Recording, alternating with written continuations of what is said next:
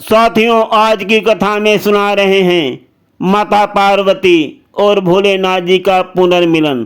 कैसे हुआ पूरा विवाह, कितने रूप भगवान भोलेनाथ जी ने दिखाए और कैसे पार्वती जी के माता पिता जो रूठ गए थे उनका विवाह करने के लिए राजी हुए। सुनिए कथा में सारा हाल। आज बहुत ही सुंदर कथा है। बहुत दिनों के बाद ये ऐसी घड़ी आई है जो भगवान भोलेनाथ और माता पार्वती जी का पुनर्मिलन हो रहा है। कैसे देवताओं की विनती करने पर भोलेनाथ जी भी राजी हुए थे पुनर्विवाह करने के लिए। हम आज आप सभी को सारा वृत्तांत सुनाएंगे। कथा में अंत तक बने रहें और सुनिए विस्तार पूर्वक भगवान भोलेनाथ जी के विवाह की कथा। जब तारकासुर ने स्वर्ग पर अधिकार कर लिया, ब्रह्मांड में त्राहि त्राहि मच गई। तब देवताओं ने ब्रह्मा जी से विनती किया और ब्रह्मा जी ने कामदेव को भेजा था। ये तो कथा हम आप सभी को सुना चुके हैं। अब शेष भाग आज सुनिए। कामदेव जब भगवान भोलेनाथ जी के पास गए और उनके मन में क्षोभ उत्पन्न होने लगा, तब उन्होंने अपना तीसरा नेत्र खोल करके कामदेव की तरफ देखा। तब कामदेव जो है वो भस्म हो गए।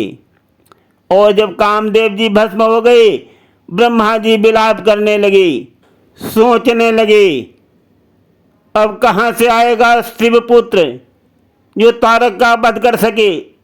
तारक ने ब्रह्मा जी से वरदान ले लिया था कि मैं शिवपुत्र के द्वारा ही मारा जाऊं। तारक समझ रहा था कि शिव तो सन्यासी हैं और वो पुनर्विवाह कर नहीं सकते, तो कहाँ से आएगा उनका पुत्र। इसीलिए सब लोग चिंतित हैं।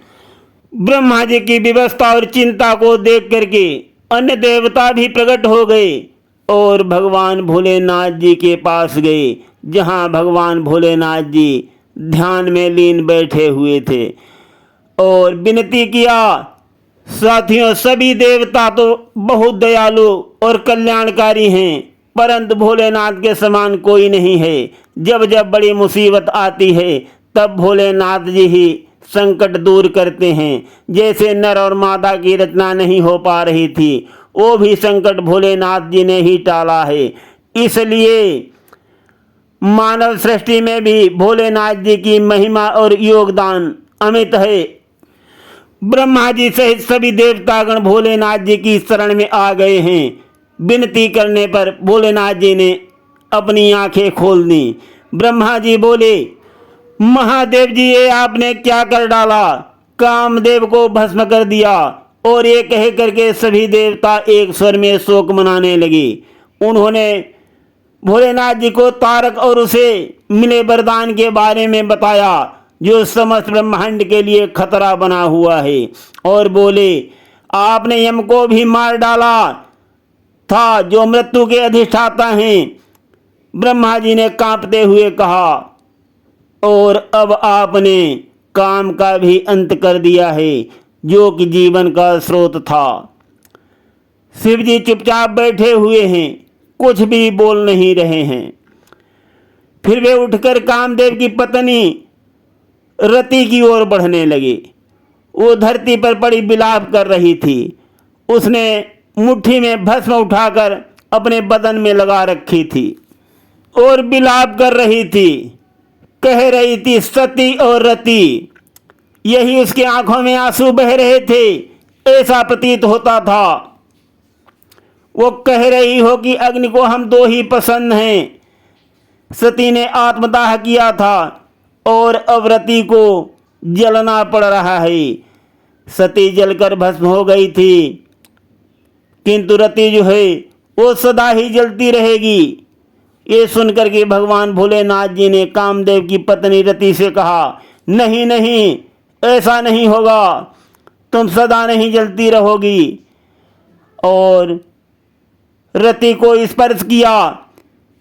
बोले कि कामदेव जो है वो द्वापर में जन्म लेंगे और तुम दोनों का फिर से पुनर्मिलन होगा। इस प्रकार से भोलेनाथ जी ने कामदेव की पत्नी रति को वरदान दिया, आशीर्वाद दिया। रति को आशीर्वाद मिल गया तो ब्रह्मा जी ने भोलेनाथ जी का त्रिशूल उनके हाथ में पकड़ा दिया और बोले, अब आपको भी सती से पुनर्मिलना होगा। वो कठोर तपस्या कर रही हैं। भोलेनाथ जी बोले, मैं किसी के प्रति अब आसक्त नहीं होना चाहता।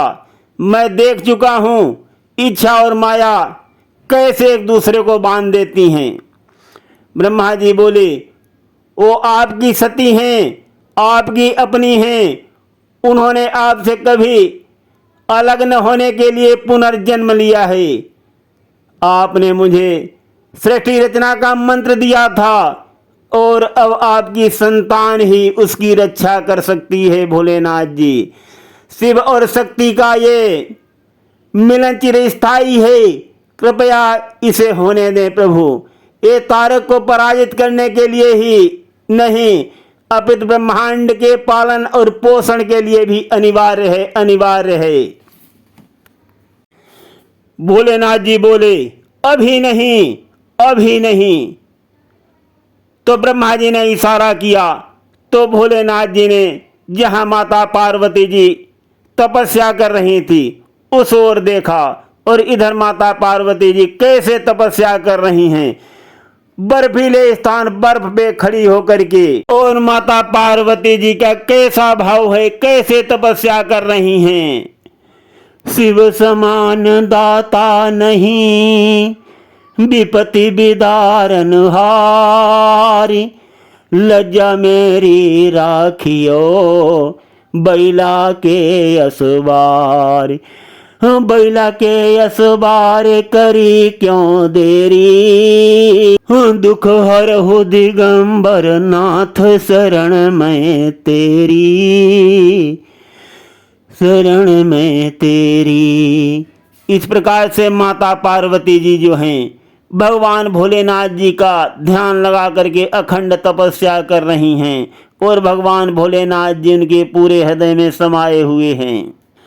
देवताओं की विनती और पार्वती जी की तपस्या पर भोलेनाथ जी ने संज्ञान लिया तो बहुत ध्यान से उस पर्वत शिखर को देखा जहां पार्वती जी तपस्या कर रही थी। उस पर्वत पर तो रात्रि में सब कुछ जम जाता था, वही हाल माता पार्वती का होता था और वो भी रात्रि में बर्फ से जम जाती थी। जब कहीं दिन होता था तभी स्थिति सामान्य होती थी और उन्होंने भोजन जल सब कुछ त्याग दिया था। उनका शरीर जो है वो बिल्कुल जीर्ण हो गया था। और माता पार्वती जी ने भोलेनाथ जी को पाने के लिए कैसे तपस्या की। पहले भोजन का त्याग किया, उसके बाद जल का भी त्याग कर दिया, उसके बाद में वृक्षों के पत्तों आदि का धीरे धीरे सब कुछ त्याग कर दिया। पार्वती जी को केवल शिव जी का नाम ही जीने के लिए बल दे रहा था और उनका निर्वाह हो रहा था। उनकी देह भगवान भोलेनाथ जी तो बहुत दयालु हैं ही। जब वो दया करते हैं तब वो तुरंत कृपा करते हैं, इसलिए तो प्रसिद्ध भी हैं। अब भगवान भोलेनाथ जी ने जब ये भाव समझ लिया तब उनसे नहीं रहा गया और वो जहाँ पार्वती जी तपस्या कर रही थी उस स्थान पर पहुंच गए और बोले, अपर्णा अपर्णा अपर्णा। पार्वती जो हैं वो तपस्या में लीन रही, अपनी जगह से नहीं हिली। फिर भोलेनाथ जी ने आवाज दिया, अपर्णा। तब पार्वती जी को कुछ महसूस हुआ क्योंकि भोलेनाथ जी के शब्द जो है आकाशवाणी जैसे उस पर्वत शिखर पर गूंज रहे थे। पार्वती जी ने आंखें खोल दी, सामने देखा तो भोलेनाथ जी खड़े हैं जिन्होंने कामदेव की वासना को ठुकरा दिया, किंतु पार्वती जी के योग साधना पर और उनकी तपस्या पर भोलेनाथ जी विवश हो गए, मजबूर हो गए और उनको प्रकट होने होना पड़ा। जब भोलेनाथ जी को सामने देखा, पार्वती जी बहुत ही खुश हो गईं। बोली कि स्वामी, आप मुझे अपर्णा क्यों कह रहे हो? मेरे माता पिताजी ने तो मेरा नाम पार्वती रखा है। भोलेनाथ जी बोले, हाँ अपर्णा। अपर्णा कौन? जिसने पत्ते का भी त्याग कर दिया हो, भोजन जल तो दूर रहा। अपर्णा पण मीन्स पत्ता होता है, इसलिए मैं तुमको अपर्णा कह रहा हूं। पार्वती जी फिर बोली, परंतु स्वामी, मेरे माता पिता ने जो मेरा नाम रखा है, उस नाम का क्या होगा? पार्वती जी सती, अपर्णा, उमा कह करके भोलेनाथ जी ने उनको अपना लिया और विवाह करने के लिए हाँ कर दी साथियों। और इस प्रकार से हुआ था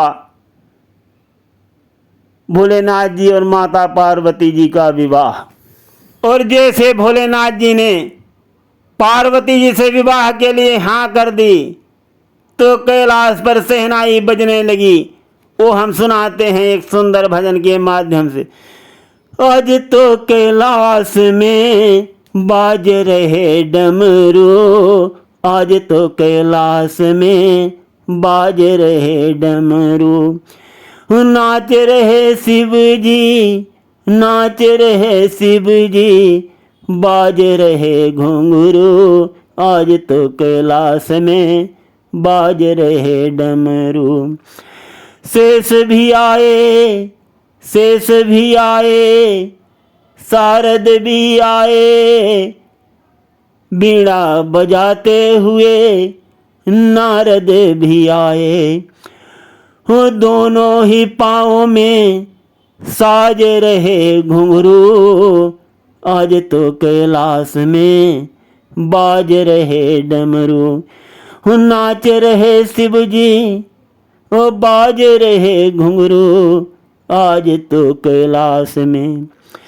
विष्णु भी आए, विष्णु भी आए, संग में लक्ष्मी जी को लाए। मोहन भी आए, संग राधा को लाए। दोनों ही पाँवों में साज रहे घुंघरू, आज तो कैलाश में बाज रहे डमरू।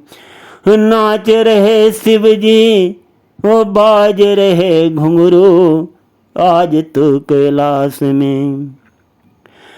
शिव जी के डमरू की देखो कैसी शान है, मोहन की मुरली की जैसी मीठी तान है। राधा लक्ष्मी पार्वती बांध रहे घुंघरू, नाच रहे शिव जी, ओ बाज रहे डमरू। आज तो कैलाश में, आज तो कैलाश में, आज तो कैलाश में बाज रहे डमरू, नाच रहे शिव जी, ओ बाज रहे घुंघरू। हर हर महादेव की